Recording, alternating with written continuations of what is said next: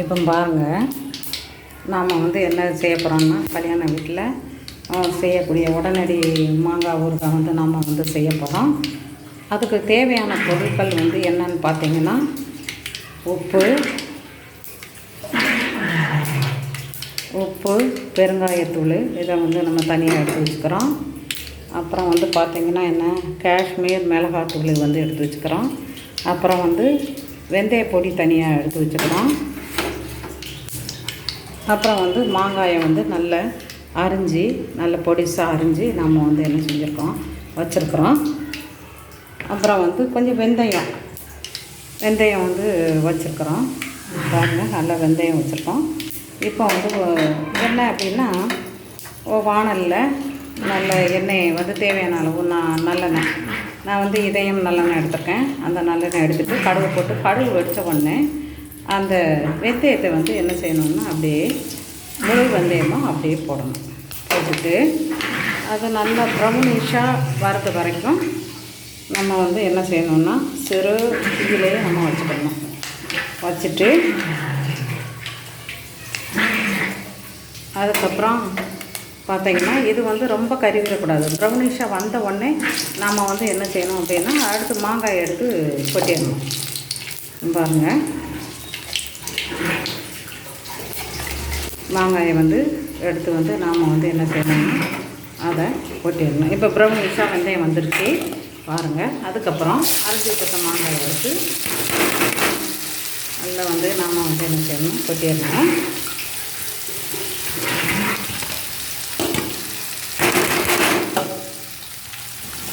இங்கே வந்து நல்லா மாங்காயை கொட்டிட்டு அப்படியே நல்லா வந்து என்ன செய்யணும்னா, நல்லா வதக்கணும்.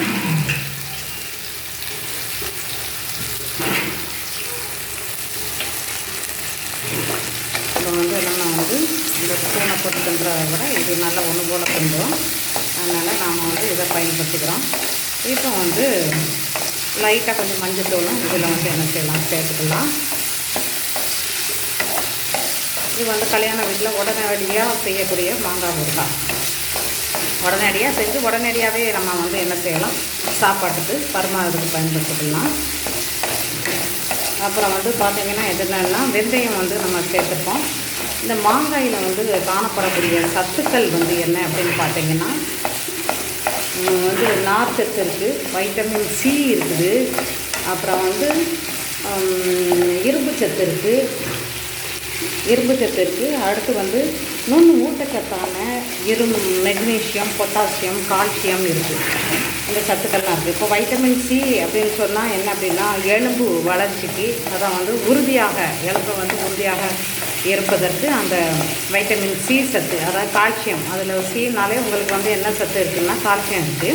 அந்த கால்சியம் வந்து நல்ல வந்து எலும்பு வளர்ச்சிக்கு வந்து நல்ல ஒரு எலும்பு வளர்ச்சி ஊட்டமாகவும் அந்த எலும்புக்கு வலிமை கொடுப்பதாகவும் வந்து இருக்குது.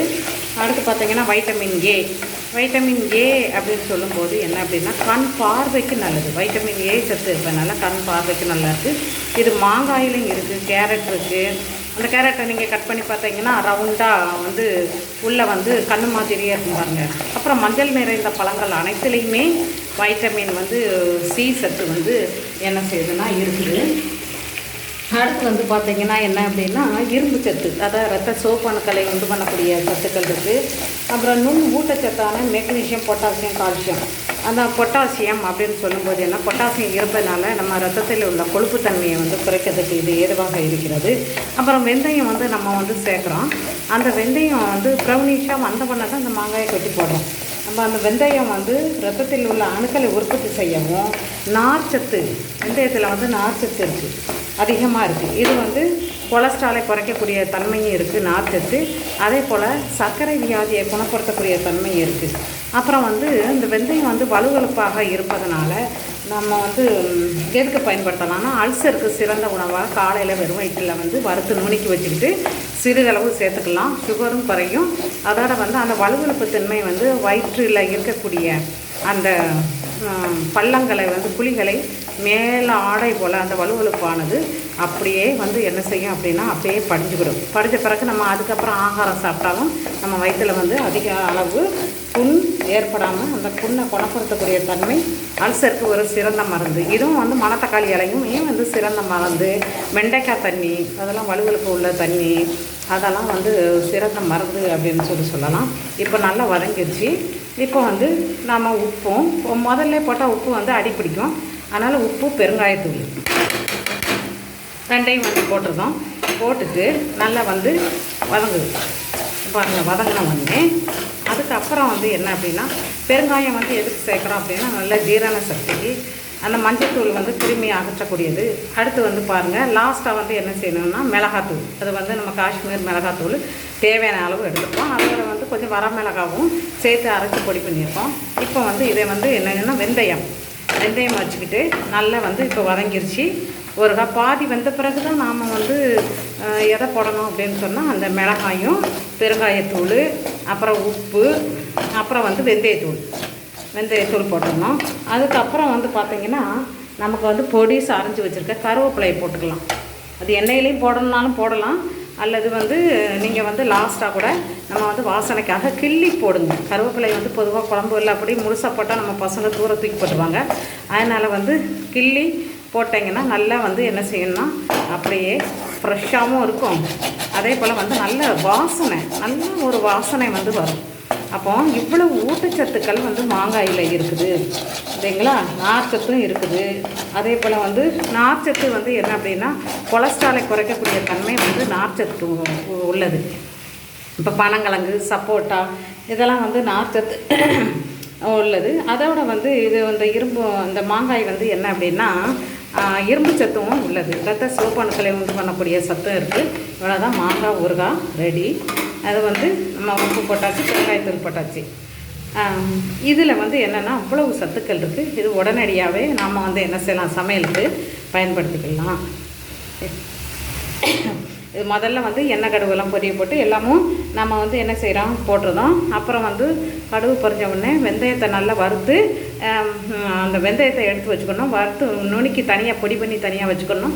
முழு வெந்தயத்தையும் நம்ம வந்து என்ன செய்யணும் போடணும். போட்டு ப்ரௌனிஷாக வந்தோடனே மாங்காய் அரிஞ்சு வச்சுருக்கதை வந்து எடுத்து கொட்டிட்டு கொஞ்சம் மஞ்சத்தூள் அதுவும் சேர்த்துக்கணும். மஞ்சத்தூள் மட்டும் லைட்டாக சேர்த்துக்கிட்டு அதுக்கப்புறம் வந்து உப்பு பெருங்காயத்தூள் அப்புறம் வந்து இந்த காஷ்மீரி மிளகாத்தூள் இவ்வளோத்தையும் போட்டு ஒன்றா போட்டு நல்லா வதக்கிட்டு இறக்க போகிறதுக்கு முன்னாடி கருவேப்பிலையும் வெந்தயத்தூளும் தூவி நல்லா வறுத்து முனிக்கி வச்சுருக்க அந்த வெந்தயத்தூளும் தூவி நல்லா வந்து கிண்டிட்டா நமக்கு வந்து என்னென்னா கல்யாண வீட்டு மாங்காய் ஊறுகாய் வந்து ரொம்ப ரெடியாக இருக்குது. சுவையாகவும் இருக்குது. நீங்கள் செய்து சாப்பிட்டு பார்த்துட்டு அப்புறம் டேஸ்ட் எப்படி இருக்குதுன்னு பார்த்து கமெண்ட்ஸில் சொல்லுங்கள். ரொம்பவும் அருமையாக இருக்கும். நீங்கள் வந்து அப்பப்போ நம்ம வந்து என்ன செய்யலாம், தயார் பண்ணிக்கலாம். இப்போ ஊறுகாயில் விட்டால் அப்படின்னா கெட்டுப்போகாமல் இருக்கும் ஊறுகாய். ஆனால் வந்து அதில் வந்து வினிகர் வந்து சேர்க்குறாங்க ஊறுகாய் கெட்டுப்போகாமல் இருக்கிறதுக்கு. அதுவும் வந்து ஓரளவுக்கு உடம்புக்கு தேவையான அளவு தான் எடுக்க முடியும். இது வந்து அப்படி கிடையாது. அது வந்து கால்சியம் ஆக்சலேட்டை கரைக்கக்கூடியது தான் வினிகர் வந்து சேர்க்குறது. ஏன்னா அதில் அசிட்டிக் அமிலம் இருக்குது. அதனால் அப்படி சேர்த்துக்கலாம். ஆனால் வந்து இந்த ஊறுகாயில் வந்து என்ன அப்படின்னா எந்த வித ஒரு அமிலமும் கெட்டு போகாதமாக இருக்கிறது சேர்க்கறது இல்லை. ஒரு வாரம் வரையில் இது வந்து என்ன கெடாமல் இருக்கும். நல்லா வந்து நம்ம வயிற்று சாம்பாருக்கு கூட நம்ம வந்து சாப்பாட்டுக்கு அப்பப்போ வந்து ரெடி பண்ண வேண்டிய தேவையில்லை. இது அருமையாகவும் இருக்கும், சுவையாகவும் இருக்கும். சப்ஸ்கிரைப் பண்ணுங்கள். இத்துடன் இந்த வீடியோவை முடிக்கிறேன். நன்றி.